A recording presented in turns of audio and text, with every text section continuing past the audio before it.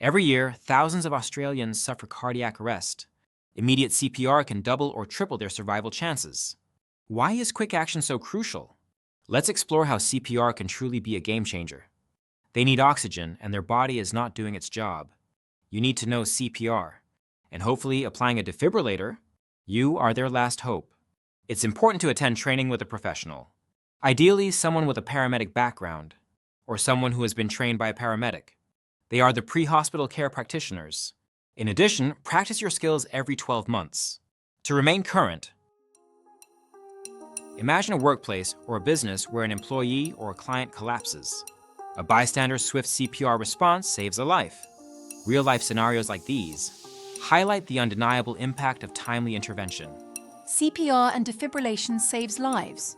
The chain of survival is early access call an ambulance. Commence CPR if indicated. Apply a defibrillator if available.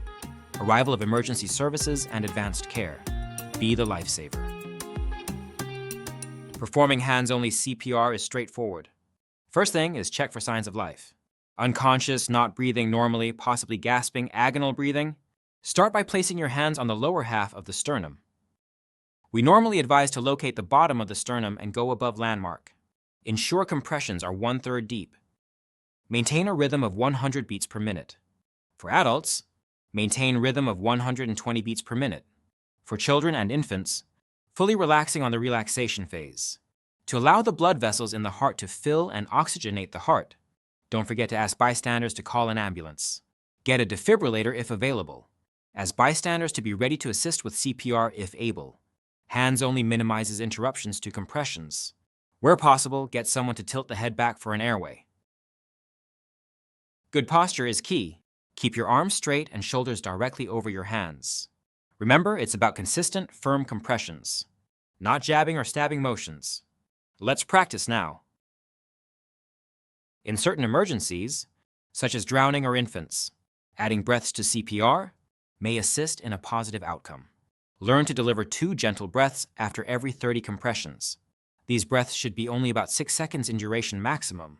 Ensuring the airway is clear, visualize the airway prior to tilting the head back. Then ensure the appropriate head tilt is given. We will demonstrate this technique now for 5 cycles. While breaths can be beneficial, they come with risks. Consider the potential for disease transmission and the interruption of compressions, possibly causing stomach distension, complicating the attempt.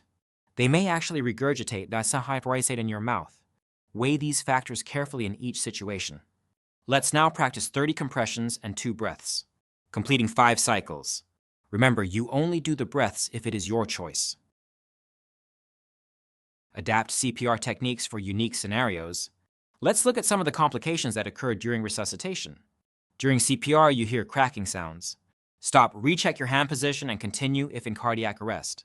They start to regurgitate, place them on their side. When suitable, clear airway. Then check to see if they have commenced breathing. If you are in, for example, a hallway, you may need to do CPR from the head position. If your casualty is in a wheelchair, it may not be physically safe to try and move them.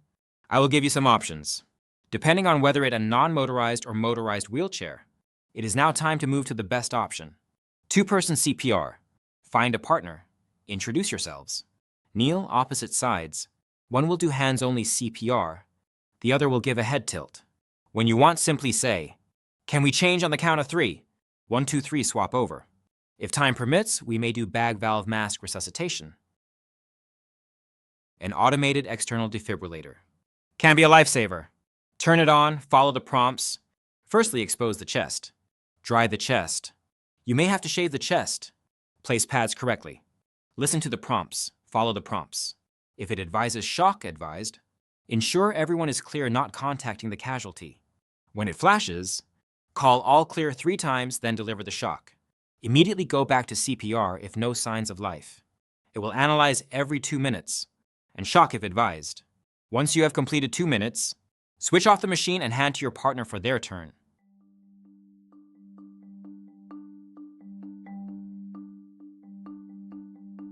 It is a daunting thought that you may have to resuscitate a child. Should this situation occur, you are trained to possibly save a life with this knowledge. It is very important to remain calm. Ensure someone has called the ambulance. Ideally, have someone at the front of the scene to direct the paramedics. When doing CPR on a child or infant, it is critical. Ask yourself, do I have the correct head tilt? Am I putting in the correct amount of air to avoid complications? For children, it is advised to use one hand. However, if this is not getting 1/3 of the chest, go to 2 hands. When giving the breaths to an infant, you may just pinch off the nostrils. Not cover the mouth and nose always. Then give 2 very gentle breaths. Paramedics will normally do 15 compressions and 2 breaths. For children and infants, to avoid confusion, we train the public to complete 30 compressions and 2 breaths. If you decide to do the breaths be very gentle, you could make things worse.